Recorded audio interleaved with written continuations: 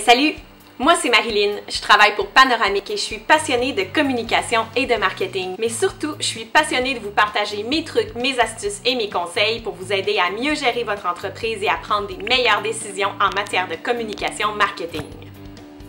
Aujourd'hui, je vous parle de storytelling, la fameuse façon de raconter des histoires pour vendre des produits. Mais raconter une histoire, c'est un art et c'est pas donné à tout le monde. Mais j'ai des trucs pour vous aider et aujourd'hui, je vous donne des étapes pour vous permettre de créer un storytelling efficace pour votre entreprise.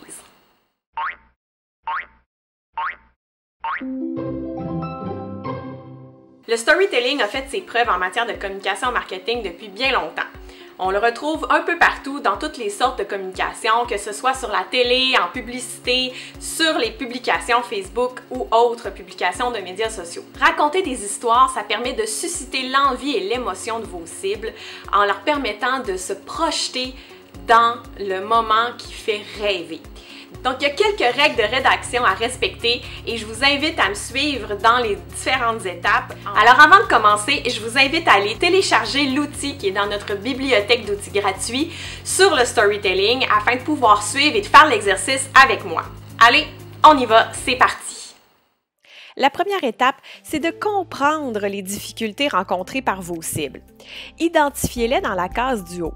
Formulez quelques phrases courtes en point de forme et présentez des obstacles ou des éléments qui font en sorte que vos cibles ont besoin de votre aide. Relisez ces phrases et gardez le focus. Faites ressortir les mots-clés qui identifient clairement les difficultés. Concentrez-vous sur un seul élément à la fois.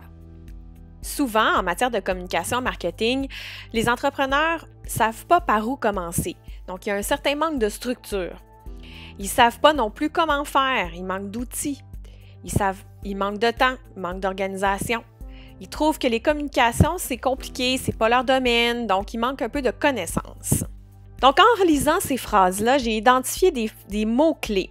Mes mots-clés, c'est où commencer, comment faire, le temps, communiquer, c'est compliqué. La deuxième étape, il faut être clair sur ce que vous avez à offrir. Donc, présentez des solutions aux problèmes identifiés à la case précédente.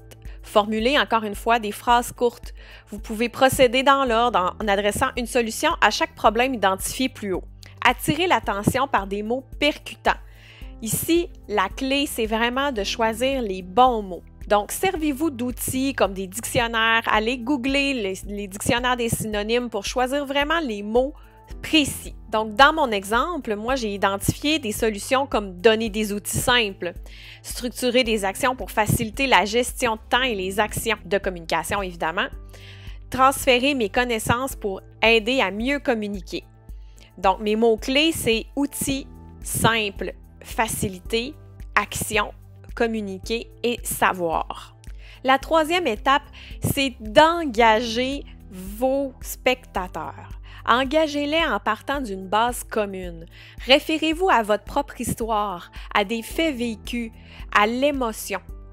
On partage tout quelque chose, c'est sûr et certain qu'on a des points communs dans nos vies, soit par l'entrepreneuriat, parce que moi, vous êtes des entrepreneurs ou vous êtes des gestionnaires d'entreprise, mais aussi trouver ces points en commun-là avec vos cibles et essayer de partir de ces éléments-là, parce que ces points communs-là, c'est le lien à l'émotion. Racontez votre histoire, soyez original, ayez de la personnalité, utilisez le ton qui vous ressemble. Dans des capsules précédentes, je vous ai parlé des messages clés, je vous ai parlé du ton à choisir pour votre entreprise dans la cohérence des communications. Donc, soyez cohérent avec ce ton-là et essayez de prendre un ton qui est fidèle à votre personnalité de marque. Donc, qu'est-ce qui me lie, moi, avec mes cibles? Bien, moi aussi, je manque de temps, ça me stresse. Moi aussi, j'ai parfois le syndrome de l'imposteur. Hein? Même si je suis une professionnelle, ça m'arrive des fois de douter de moi. Moi aussi, j'aimerais être mieux organisée. On veut toujours être mieux organisé. Je fais face à des défis de l'entrepreneuriat, moi aussi.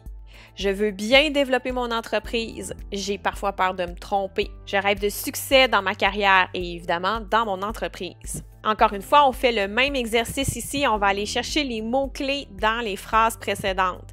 À l'avant-dernière étape, l'étape 4, il faut inciter nos cibles à passer à l'action. Donc, il faut dresser la liste des actions qu'on souhaite que nos cibles exécutent.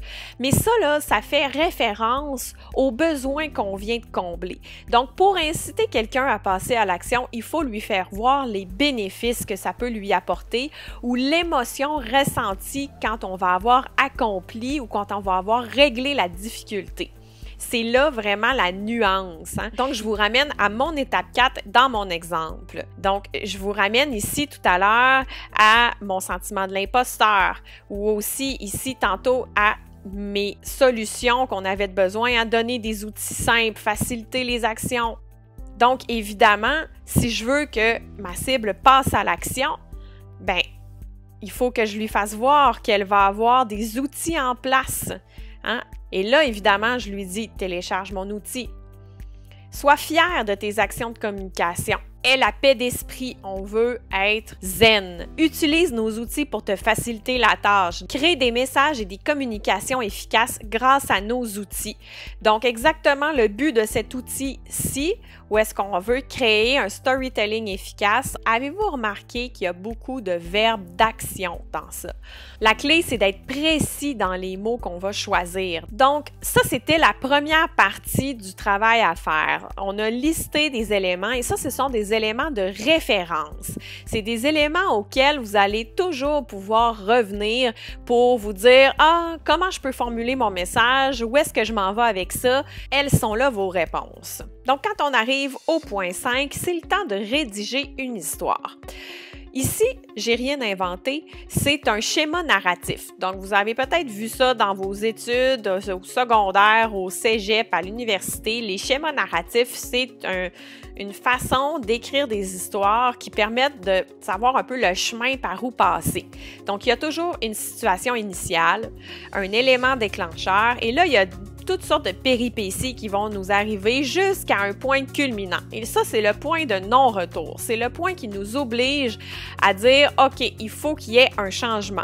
Et quand ce changement-là se produit, on arrive à une série d'actions descendantes et finalement à une résolution de problème qui nous amène à une situation finale qu'on appelait le retour au calme. On va formuler des phrases simples, on va rendre le tout facile, amusant, agréable en faisant référence aux différents points qu'on vient de rédiger.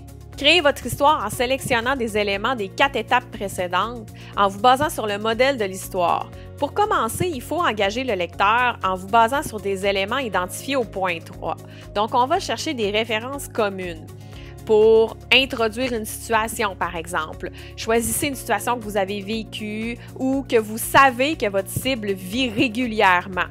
Donc, c'est là qu'on va inventer des fois une partie de l'histoire parce qu'on veut vraiment aller toucher le spectateur avec quelque chose de tangible et c'est là qu'il est important de faire référence aux problèmes ou aux points communs qu'on peut rencontrer. Identifier un élément déclencheur. Donc, on est juste ici, un élément déclencheur qui mène aux actions de la péripétie. Et par la suite, raconter des problèmes. Donc, les problèmes, là, on vient faire référence à notre première étape où on a identifié des éléments à corriger ou des difficultés que notre cible, on sait qu'elle rencontre. Je reviens ici. L'élément déclencheur, c'est le fameux moment où la boule de crème glacée de votre cornet tombe par terre. Par la suite, la série d'actions montantes mène vers le point culminant. Le point culminant, c'est le sommet. C'est les problèmes combinés à des forces externes, l'élément sur lequel notre client potentiel n'a pas de contrôle. Par exemple, si je reviens à notre fameuse boule de crème glacée,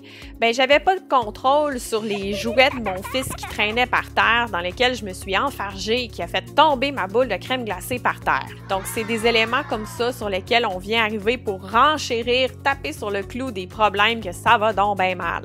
Puis viennent les solutions. Donc là, on vient référer à notre point 2, nos outils, vos services, ce qui aide à résoudre les problèmes ou les difficultés.